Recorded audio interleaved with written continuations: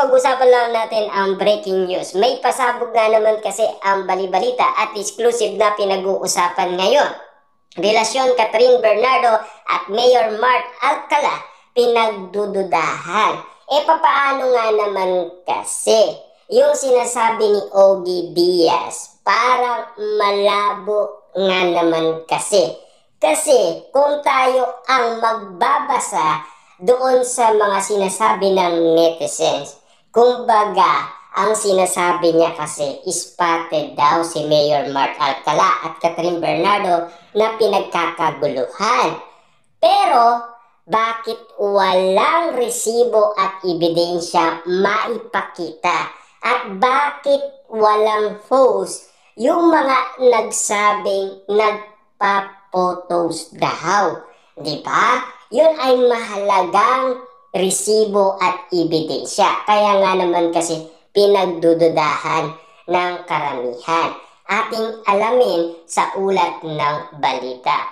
Pinag-uusapan talaga lalo na nung kasaganaan ng kampanya ang relasyon daw ni Catherine Bernardo at gwapong mayor ng Lucena City na si Mayor Mark Alcala. Nananatili itong hearsay o chismis lamang, lalo't wala naman maipakitang ebidensya si Mark or kampo nito na girlfriend talaga niya si Catherine Bernardo. Alam naman natin, nagsalita na si Catherine Bernardo, single na single siya at masayang masaya, diba? Kasi yun ay galing mismo sa kanyang bibig. At siyempre, yun din kasi ang ulat sa atin ni Mami Bernardo na single ang kanyang anak. Papaano aamin nga naman kasi si Mayor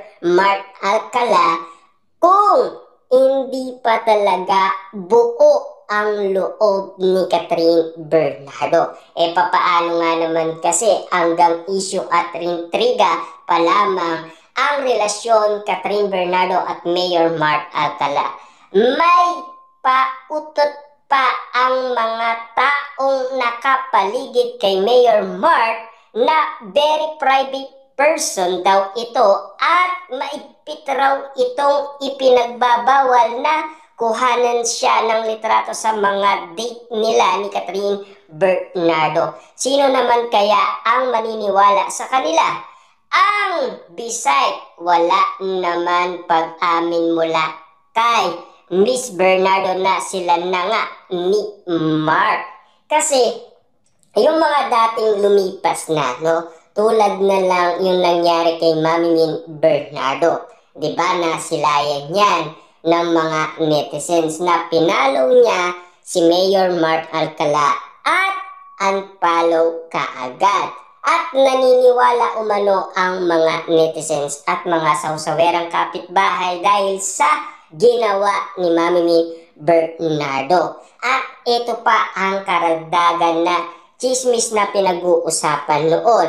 Yung patungkol umano sa best friend ni Catherine Bernardo na si Trina. Dahil lahat ng kaganapan na bawat birthday ni Catherine Bernardo ay pinopost umano ni Trina. Kaso nga lang, mukhang nagkaroon ng inala ang karamihan na baka si Mayor Mark Alcala at Catherine Bernardo ay totoo daw. Kasi yun kasi ang ulat ni Ogie Diaz sa atin. Pero ika nga ni Trina, wala daw siyang kinalaman sa relasyon Mayor Mark Alcala at Catherine Bernardo. Ayon pa sa karagdagan bali-balita, as I heard and public daw ni Mayor Mark at daddy nitong si elected Vice Mayor Roderick Alcala ang siyang pasimuno kung bakit biglang naugnay si Catherine sa gwapong alkalde. Nagkaroon na ng artistang karelasyon nun si Mayor Mark Alcala tulad ng ex na si Ashley Ortega.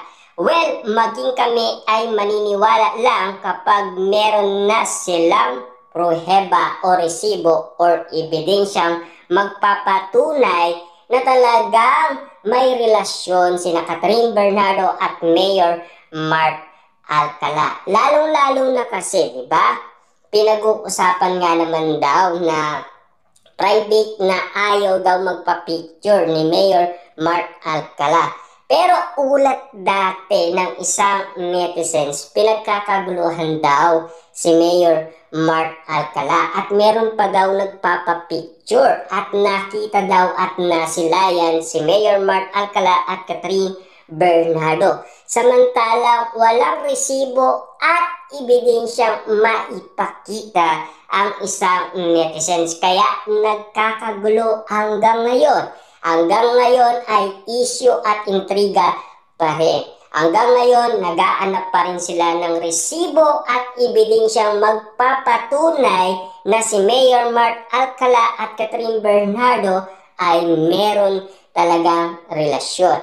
Ika nga kasi ng iba, fake news lang daw kasi wala pang resibo at ebidensyang magpapakita ng katotohanan.